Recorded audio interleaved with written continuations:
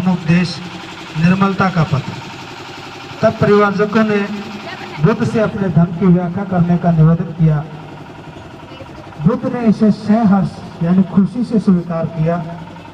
उन्होंने सबसे पहले उन्हें निर्मलता का पथ ही समझाया। पथ का मतलब मार्ग होता है, निर्मलता मतलब अपनी बुद्धि को, अपने मन को निर्मल करने का मार्ग, स्वच्छ करने का मार्ग समझाया। उन्होंने परिवर्तकों से कहा, यानी ग्रह त्यागियों से कहा, जो आपके सामने बैठे हैं 5, उसी समय इन्हीं नामों से थे वो।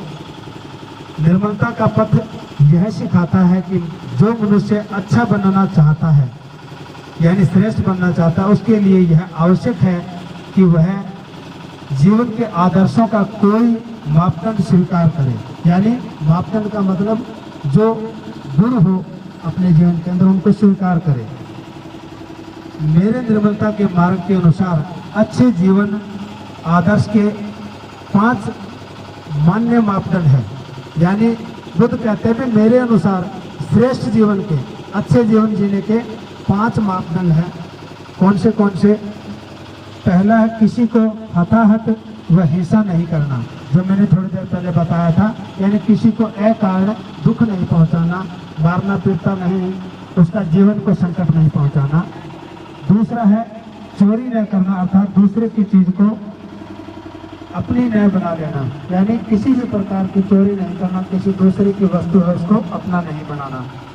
तीसरा है व्यभिचार न करना, यानी किसी भी प्रकार का व्यभिचार या दुराचार, अनैतिक संबंध पर स्त्री या पुरुष के साथ नहीं बनाना।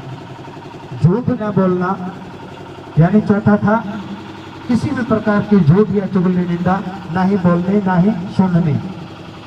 5वां था नशीली वस्तुओं का सेवन न करना, यानी किसी भी प्रकार का नशा न करना, सेवन न करना। आगे कहते हैं बुद्ध, मेरा कहना है कि हर मनुष्य के लिए इन 5 शीलों को स्वीकार करना परम आवश्यक है।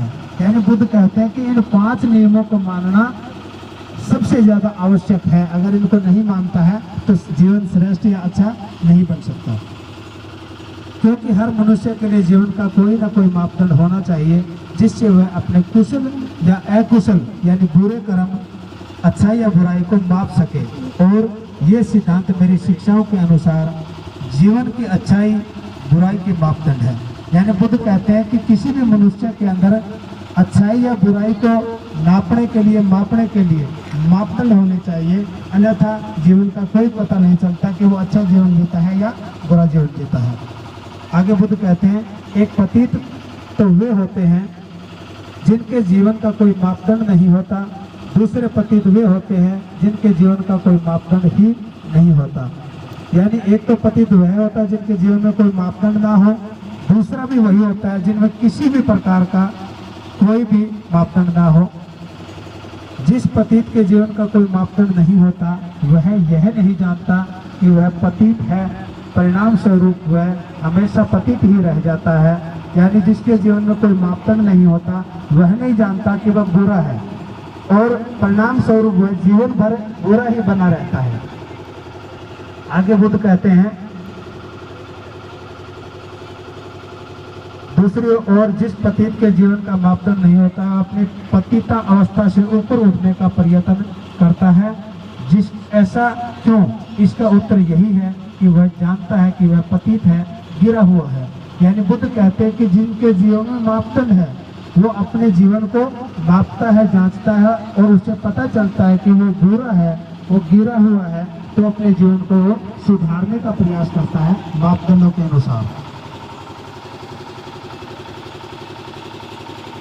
मनुष्य के जीवन को नियमित करने के लिए मापदंड के होने और न होने में यही अंतर है। मनुष्य का सतर से नीचे गिर जाना इतनी बड़ी बात नहीं है जितने कि किसी सतर का अभाव होना। यानी बुद्ध कहते हैं किसी भी मनुष्य के मापदंडों के बिना जीवन में गिर जाना इतना बुरा नहीं जितना उसके जीवन में मापदंड ही न होना हो। आप समझ सकते हैं कि जितना मापदंड ना हो वो मनुष्य गिरता है, इतना दूसरा नहीं गिर सकता कोई भी। हे परिवारजनों, तुम पूछ सकते हो कि इन 5 शीलों का जीवन के आदर्श जीवन के मापदंड के रूप में स्वीकार किया जाना क्यों आवश्यक है। बुद्ध कहते हैं कि हे परिवारजनों, तुम पूछ सकते हो कि इन 5 शीलों का जीवन में मानना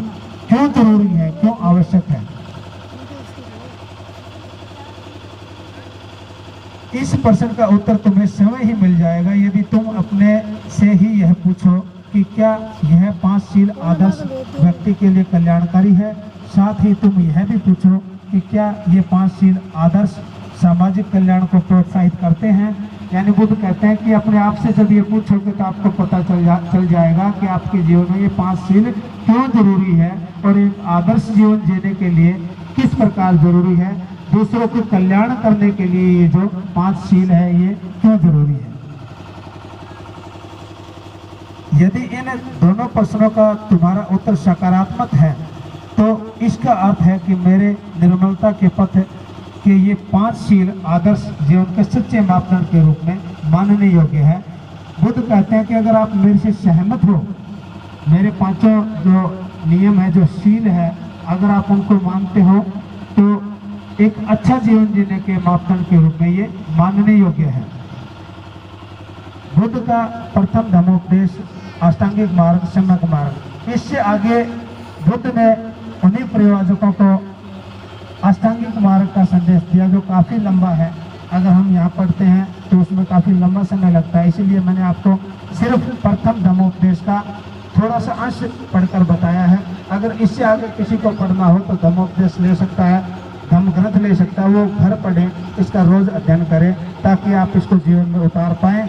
और बाबा साहब डॉक्टर अम्बेडकर का जो 5 सालों के अथक प्रयासों से लिखा हुआ ये धम्म ग्रंथ है, ये आपके जीवन में, आपके परिवार में, आपके कुल के अंदर, आपके समाज के अंदर एक अच्छा जीवन निर्माण करने के लिए अत्यंत आवश्यक है, अत्यंत जरूरी है। आपने धम्म उपदेश सुना, आप इसको जीवन में उतारें। अब हम सभी बुद्धा के इस मार्च के लिए तैयार होंगे और जो साथी हैं वो तैयारी कर लें।